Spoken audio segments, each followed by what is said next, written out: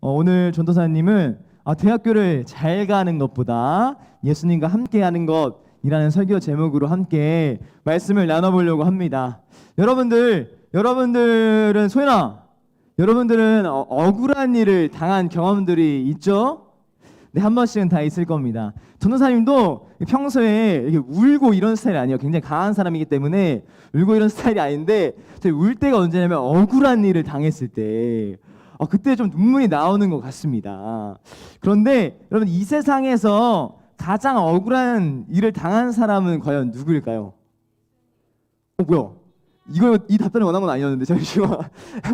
억울한 죽음을 당한 사람이겠죠. 억울하게 죽은 것만큼 이렇게 억울한 사람은 없을 것입니다. 그런데 전사님이 전 세계에 억울하게 죽은 사람들이 있다고 해요. 누구냐면 로마 제국의 이 클라우디우스 두루스라는 황제의 아들이라는 사람이 있었는데요. 이 사람이 어떤 장난을 쳐서 죽게 됐냐면, 과일을 이로 던져서 받아먹는 장난을 치다가 이 과일이 이 목구멍에 딱 걸리게 돼서 이 사람이 결국 전통으로 맞아서 이 사람이 질식하여 죽게 됐다고 합니다. 와, 이런 장난 친 적 있죠, 여러분들? 이렇게 막 과자 같은 거 던져서 먹은 적, 이걸 조심하셔야 돼요, 알겠죠? 혹시라도 모릅니다. 이렇게 죽은 사람들도 있다고 하고요. 그리고 조선시대에 김빙이라는 사람이 있었어요. 이 김빙이라는 사람은 평소에 안구 건조증이 심해서 찬바람이 불면 눈물을 흘렸다고 합니다. 그런데 이런 김빙은 반역을 꾀한 사람의 재판장에서 갑자기 찬바람이 불어서 눈물을 흘렸대요.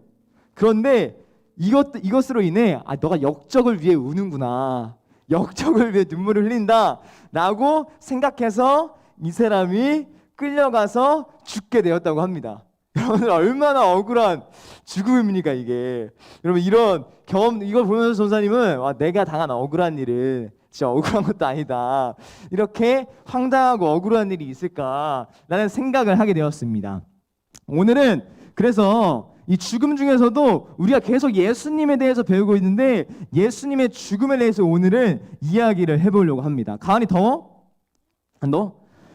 해보려고 하는데, 이제까지 우리는 예수님께서 어떠한 것을 배웠냐면, 예수님께서 병든 자들을 고치시고, 예수님께서 나사로를 죽은 자를 살려내시고, 그리고 5,000명을 먹이신 여러 가지 기적들을 통해서 예수님께서 정말 멋지신 분이구나, 예수님께서 정말 불가능이 없으신 분이구나 라는 말씀들을 계속해서 배워왔습니다.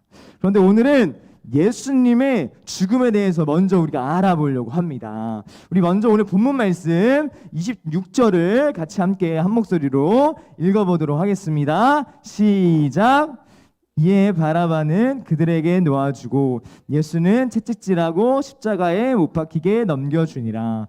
여러분들, 예수님을 시기하고 죽이려고 했던, 전사님이 전에 설교에 말했던 꼰대들이 예수님을 시기해서, 그리고 질투해서 예수님을 법정으로 끌려가게 됩니다. 그리고 그 법에서 예수님 결과가 어떻게 나왔냐면, 너는 십자가형, 사형이라는 재판을 받게 됩니다.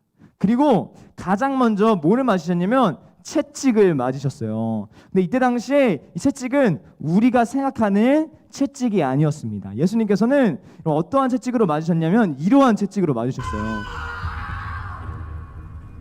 Pilate has Jesus flogged because it was part and parcel of the punishment of crucifixion. It had to happen. They are flogging with cat o' nine tails. It's a torture device, in effect, which is not just one strip. Could be 16, could be as many as 32 different strips of leather that are heavy, and on the end of them, as if that weren't already enough to tear open the skin and expose the veins in the sinews, there are little metal hooks. It would have actually ripped chunks of flesh out from the individual. It was unthinkably, unspeakably brutal. 예수님은 채찍을 맞으실 때 우리가 생각하는 그런 채찍이 아니라 굉장히 고문 도구인 채찍을 맞으셨다는 거예요. 그래서 이 채찍이 얼마나 잔혹하고 잔인한지에 대해서 실험을 해본 결과들이 있습니다. 이러한 결과가 나왔다고 하는데요.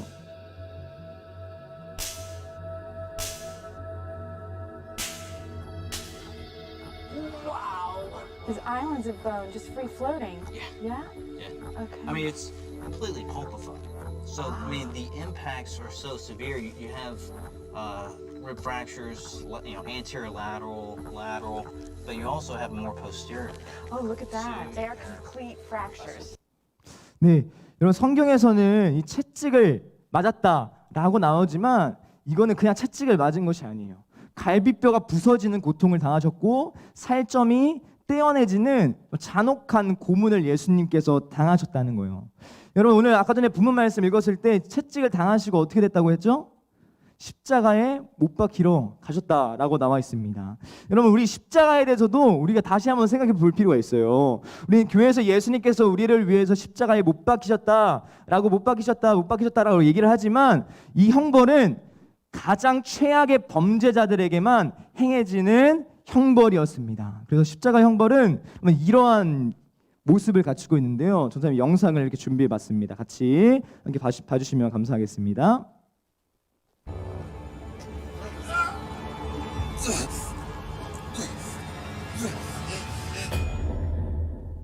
Crucifixion was one of the most horrific forms of punishment. What you would essentially do is lay a person out on a crossbeam and drive nails through their wrist. This would sever the median nerve and just shoot bolts of pain through the body. It would feel like you're being struck by lightning. It was absolutely agonizing.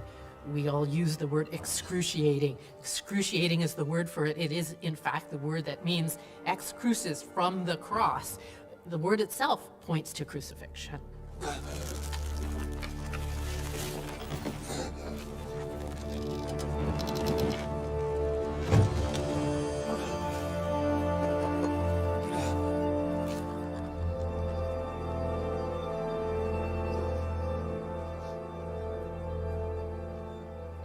They were then raised up onto the cross. Their feet were supported by a ledge. Without the ledge, the weight of the body would suffocate the victim instantly. And one of the key things about crucifixion was to make it last. 네, 예수님께서 십자가 이 처형은 그냥 십자가에 못 박히신 느낌이 아닌 거예요. 우리가 그냥 말로만 하는 십자가 처형이 아니라 정말 가장 큰 범죄자들에게만 행해지는 가장 잔혹한 형벌이었다는 것입니다. 여러분들 그렇다면 예수님께서는 왜 고난을 당하신 것일까요? 왜 십자가에 못 박혀 죽으신 걸까요? 예수님께서 우리가 배웠던 거는 예수님께서는 선한 일을 하셨어요. 병든 자를 고치시고 그리고 죽은 자를 살려내시고 함께 우시고 그리고 배고픈 사람들을 위하여 먹을 것을 주셨던 예수님이셨다는 거예요. 근데 예수님께서 죽음이야말로 아까 전에 여러분들이 말한 것처럼 여러분 억울한 죽음, 가장 억울한 죽음은 아닐까요?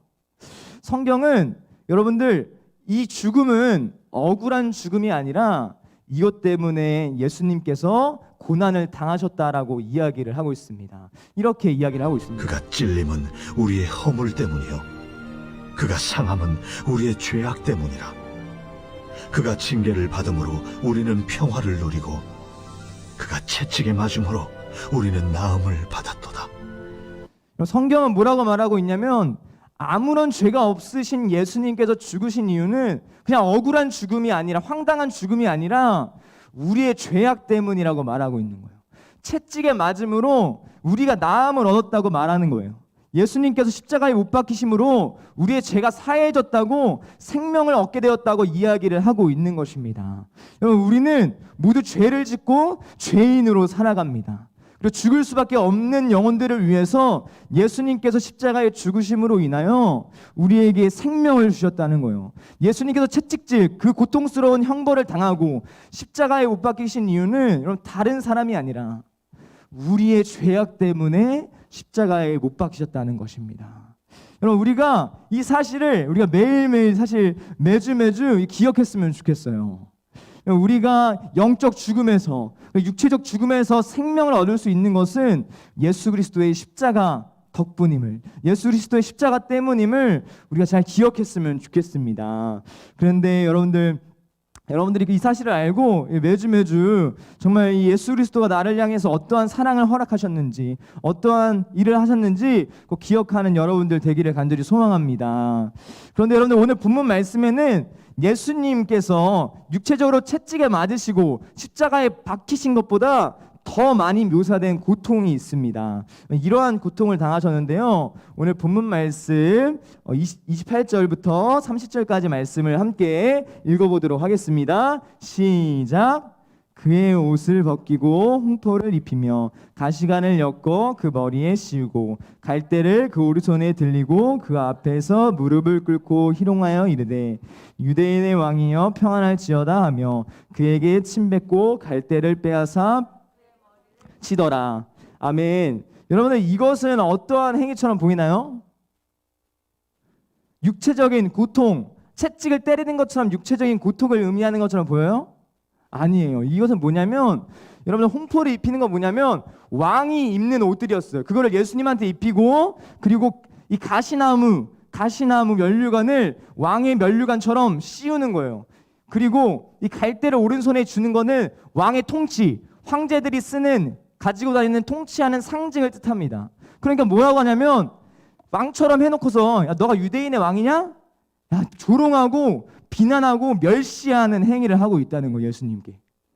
여기 있는 사람들이 로마 병사들이 예수님께 조롱하고 예수님께 모욕감을 주고 있다는 것입니다. 이게 여러분 포인트예요. 여러분 예수님께서 이 가시면류관이 전도사님도 써봤잖아요. 아픈기보다는 여기서 말하고 있는 것은 아픈 것보다는 모욕감을 주는 것이에요. 야, 너가 유대인의 왕이냐? 야, 너가 왕이야? 라고 하면서 모욕하고 무시하고 멸시하는 것입니다. 그리고 뭐라고 해요? 갈대를 빼앗아서 머리를 때렸어요. 머리를. 여러분 얼마나 머리가 사람에게 귀중한 곳입니까? 근데 머리를 때리고 있는 것이에요. 굉장히 모욕을 하고 있는 것입니다. 여러분들 알라딘이라는 영화를 아시나요? 본 사람? 다 맞죠? 그럼 알라딘의 주인공이 누군지 아세요? 알라딘의 주인공, 지니로 나오는 역할의 주인공.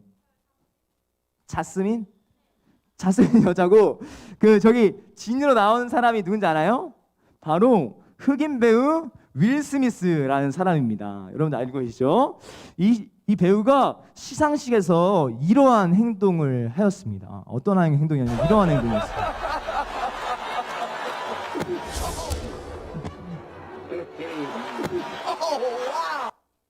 윌 스미스가 지금 뭐 하고 있는 거예요? 뺨을 이렇게 때려버린 것이에요. 때린 이유를 알아보니까 뭐였냐면 이 아내가 탈모증으로 삭발을 한 것을 이 사회자가 놀렸기 때문이에요. 이 G.I. 제인 2라는 영화에서 이게 대머리로 나오는 역할이 있는데 이거를 아내가 탈모 때문에 삭발을 한 것을 가지고 놀렸기 때문이에요. 그래서 그런 모욕감을 가진 들은 이 윌 스미스가 이 사회자의 뺨을 때렸습니다. 여러분 전도사님 탈모라고 놀리면 안 돼요, 그렇죠? 탈모라고 놀리면 안 돼요. 네, 이렇게 여러분들 때린 것도 분명히 잘못이지만 이런 때린 것만큼 폭력이 뭐냐면 바로 조롱하는 것입니다. 조롱하고 모욕감을 주는 것이라는 거예요.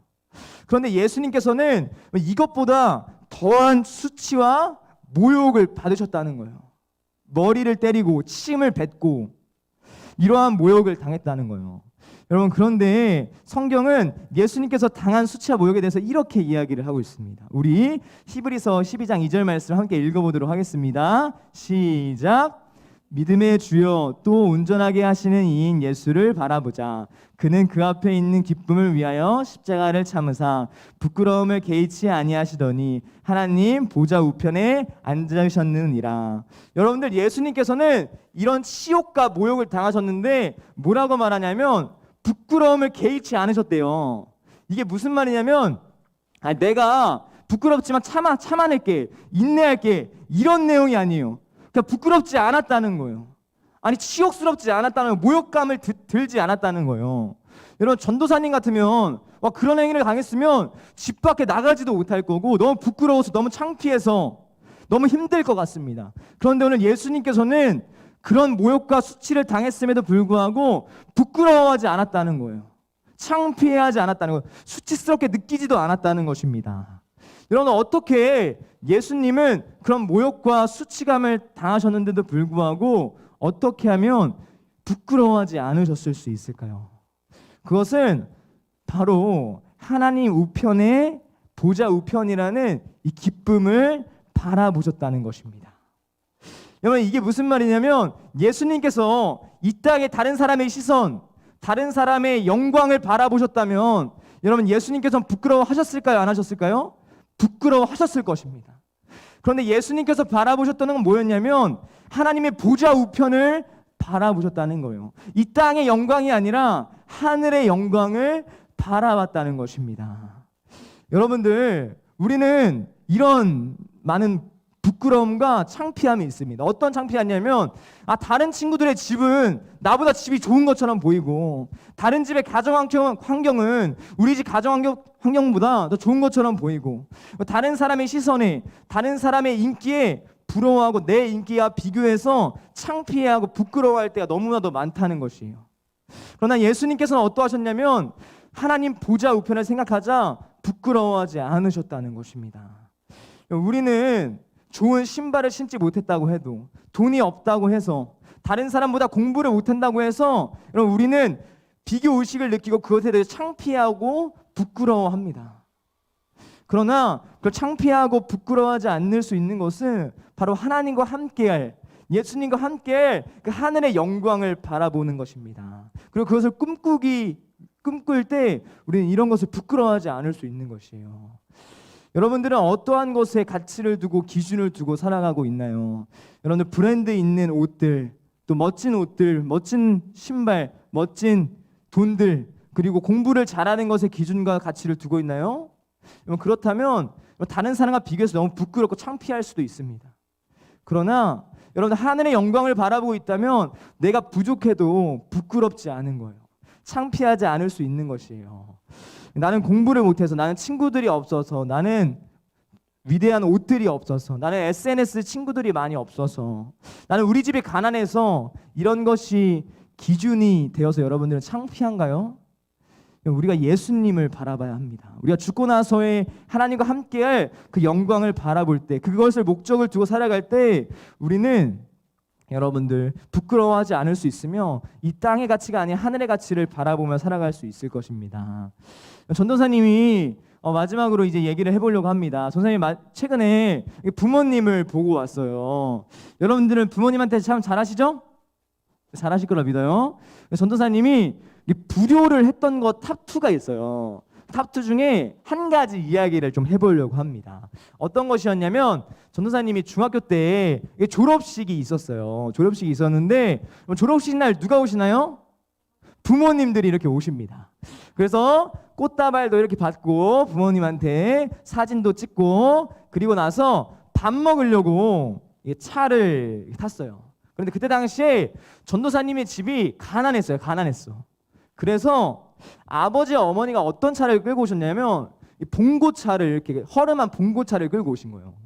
그런데 전도사님이 보니까 친구들을 보니까 친구들의 부모님들 차는 막 엄청 좋은 차처럼 좋은 차고 너무 부끄러운 거예요. 그것이 너무 창피해진 거예요.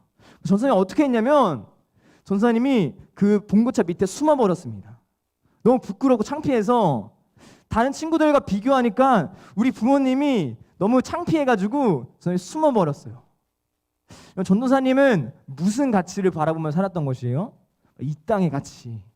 이 땅에서 다른 사람보다 못나니까 창피한 거예요. 전도사님. 우리는 다른 사람과 비교했을 때 너무 창피하고 부끄러운 기준들이 있잖아요. 여러분들. 그런데 예수님께서 바라보셨던 가치, 예수님은 그 심한 모욕과 심한 비난에도 불구하고 부끄러우지 않으셨어요. 창피하지도 않으셨다는 거예요. 그 이유는 바로 하늘의 보좌, 하나님과 함께할 그 기쁨을 바라보셨다는 것입니다. 이 세상은 다 가치를 이 세상의 가치를 두고 살아가는 사람들은 다른 사람과 비교해서 야 너가 차가 더 좋다니, 너의 집이 다 좋다니 하면서 자신을 창피해하면서 자신을 부끄러워합니다. 그런데 여러분들 예수님을 믿는 사람들은 이 세상의 가치가 아니라 우리 하늘의 영광의 가치를 바라봐야 할 줄 믿습니다. 여러분들 이 예수님께서 이 부끄러워하지 않으셨던 이 모습, 우리가 이 모습을 닮았으면 좋겠어요. 이 세상의 가치면 이 세상의 가치는 이 세상의 돈과 이 세상의 인기는 결국 사라질 것이에요. 그러나 우리가 죽고 나서의 하나님과 함께하는 그 하나님의 나라는 여러분 없어지지 아니할 것입니다. 영원토록 지속될 나라일 줄 믿습니다. 여러분들 이 시간 여러분들 한 사람 한 사람이 여러분 공부를 못해서 창피해하고 돈이 없어서 창피해하고 여러분 어려워서 가정이 어려워서 힘들어하고 이럴 필요가 없는 거, 창피할 필요가 없는 것이. 왜냐하면 우리는 하나님의 영광을 바라보며 살아가는 존재들이기 때문입니다. 사랑하는 여러분들, 여러분들이 이 땅의 가치가 아닌 정말 하나님의 가치를 바라보며 살아가는 여러분들 되기를 간절히 소망합니다. 여러분 이 시간 같이 기도했으면 좋겠습니다.